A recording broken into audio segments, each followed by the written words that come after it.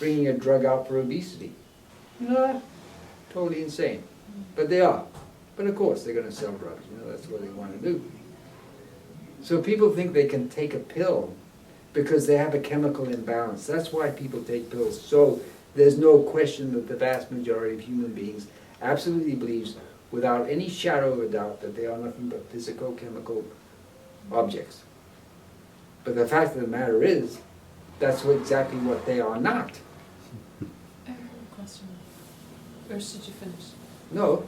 So what happens as technology keeps advancing, and in the not too distant future they're going to start to insert into people's bodies chips and technology, and there's going to be a merger starting to happen between technology and your body And your computer.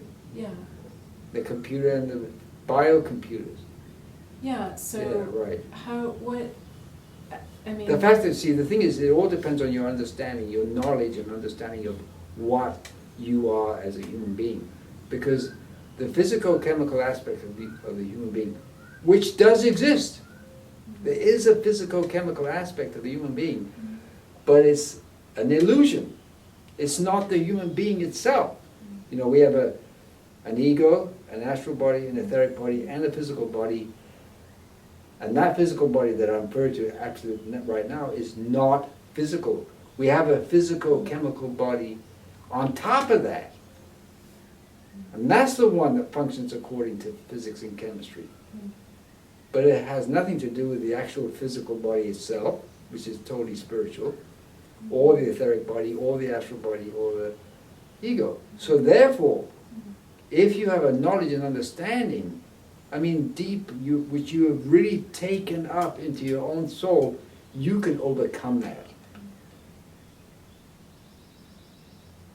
Okay.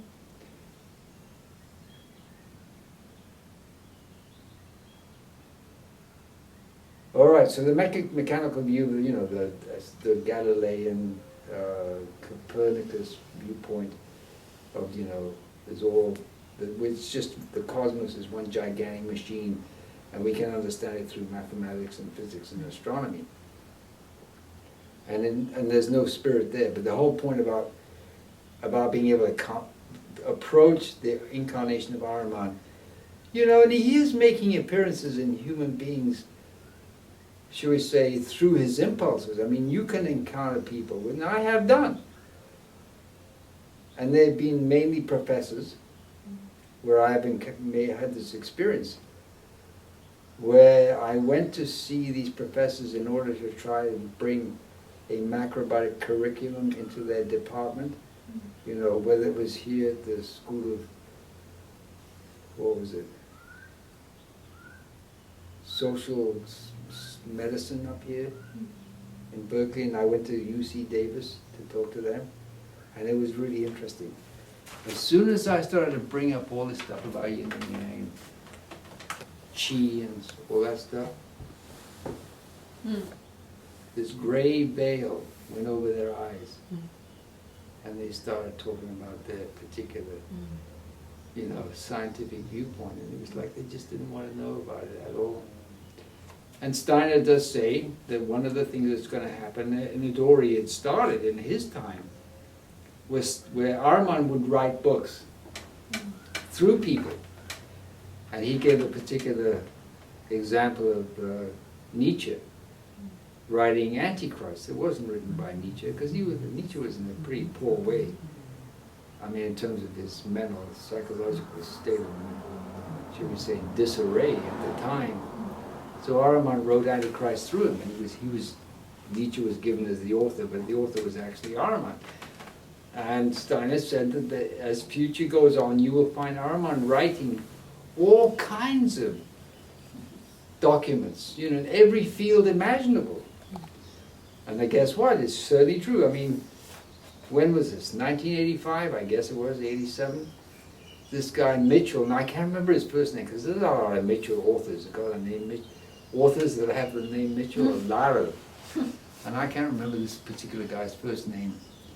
But he wrote a book in which he claimed that it was quite possible and totally feasible to be a Christian and not accept the resurrection. And I'm saying, you gotta be kidding me. But it was published. And I said, you gotta be out of your cotton picking mind, you know? I mean, it's the resurrection, the crucifixion resurrection is what gives meaning to the entire world, the entire cosmos. It's the most important definitive act in the entire history of the cosmos. Yeah, I knew somebody that believed that, I guess it's a movement of ascension masters. They thought Christ was an ascension master, and then he kind of skipped the suffering and dying part and just because ascended. the Gnostics thought that, you know. I read the Gnostics. You know, the interesting thing about Gnosticism is that very little of it came down because they were heretics, you know, and they were persecuted by the church fathers. And then in 1945, this Egyptian shepherd was tending his flock in some part of Egypt, and he ran into this cave and he found these urns. And he looked at the urns and there were all these scrolls in there. So he put the lid on because some of them were starting to float away into dust. And he took them to the Egyptian Museum of Antiquities, and they pored over these things in 1945. It wasn't, and of course, the academic world, you know, full of egotism like it always is, and who wants to get the grants and who wants to get the stipends and the professorships and blah, blah, blah. They fought tooth and nail over who was going to be the one to publish this. And it didn't come out till 1979. 45, 79, how many years is that? 35, 34 years. Well, what are those called, those scrolls? It's called the Nag Hammadi Library. I think I've heard you mention that before. Right, and the most, if you can't afford this, you know, it's a thick tome. I read the whole thing twice. It's amazing, totally amazing. But What did it say? as far as the Christ and the resurrection goes, they said Christ didn't actually die and he was laughing while he was hovering over his body on the thing. I said, you gotta be out of your cotton picking mind. If you don't understand that Christ had to bleed, he had to suffer in order to fulfill his mission, you don't understand anything about Christ. He had to bleed, he had to have the wound, and his blood had to pour into the earth for the resurrection to have any meaning at all. Well, I mean, you have to die before you get resurrected, basically. Right. It's kind of You like can't kind of step do- one, step two. I mean, so basically the Gnostics just made a mockery of the whole thing. But they were the first, they were actually the only people to really have some glimmering of understanding, other than the initiates and the mystery centers and the disciples themselves, both the girls and the boys, and you know, Mary and Mary Magdalene and so forth. Because Mary is actually Isis. She's actually Isis in the flesh. She's actually Sophia in the flesh. Yeah, Mary, the mother of Jesus. Yes, Sophia. She is the incarnation of Sophia, Wisdom. goddess of wisdom. Thank you. Right. So now, so that's one. It's a mechanistic viewpoint of life. Of everything's just a machine, and we're all machines, and therefore we can be cyborgs. So we can, and you know, we don't have a soul. We just don't have it. I mean, all our dreams and memories and visions and ideals, they're all just chemical reactions. That's all they are. And they have that. I mean, psychology there is full of that stuff, you know, and so we got to take a drug to, you know. All right. Let me ask you a question, because it came up in my mind. When somebody was saying something about the doctors wanting to, well, you know, it was a crazy post, but it got me thinking. It was a crazy post on Facebook. The guy was saying that, oh, well, the doctors think that the blood is made in the bone marrow. So if somebody's got leukemia, they give them a bone marrow transplant. And he said that was like injecting sap into a sick tree rather than taking care of the roots. that our roots, portable roots, are our intestines, and that's what needs to get taken care of, and that's where the blood is made. And he said, I just wanna take something like, it's the doctors who should have their minds removed from their head. And I wrote a comment saying, well, I said, is the mind truly of the head? Because I know you've said that the brain is a sense organ, and that the thoughts are actually Spiritual. being perceived from outside of us by our brain. Right. So I'm just, what am I trying to connect here?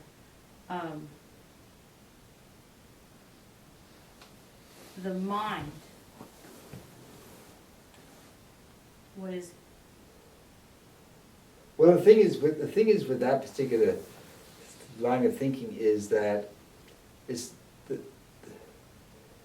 the problem. What he doesn't know, whoever wrote that post, is that the medical community doesn't have a choice other than to recognize that blood is made in the bone marrow.